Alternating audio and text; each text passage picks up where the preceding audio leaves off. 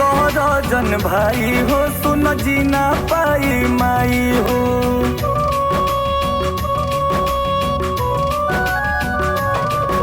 ऐसे कर जन भाई हो, सुन जीना पाई माई हो। हमके ना चाही कुछ हो, तू ले ला पाई पाई हो। इहे कहतानी तो हो से तू धन बटी हो। हाथ जोड़ी कहतानी भैया, हमारा माई के जान बटी हो। हाथ जोड़ी कहतानी बड़का भैया, हमारा माई के जान बटी हो।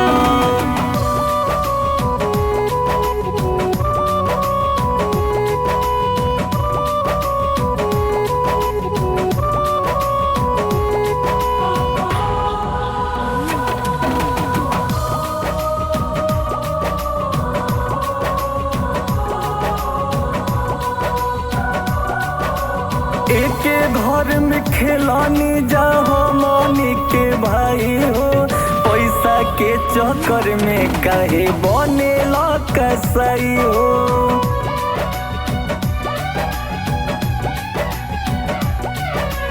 एके घर में खेलानी जाहो मनी के भाई हो। पैसा के चक्कर में काहे बनेला कसाई हो। इहे कहतानी तो हो से न तन बटी हो। हाथ जोड़ी कहतानी भैया, हमारा माई के जान बटी हो। हाथ जोड़ी कहतानी बड़का भैया, हमारा माई के जान बटी हो।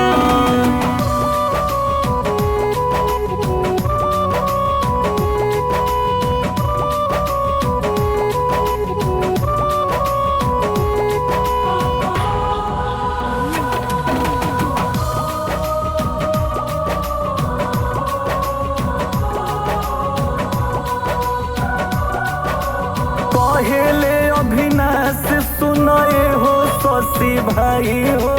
ओख बजे तकलीफ में तो भाई काम आई हो।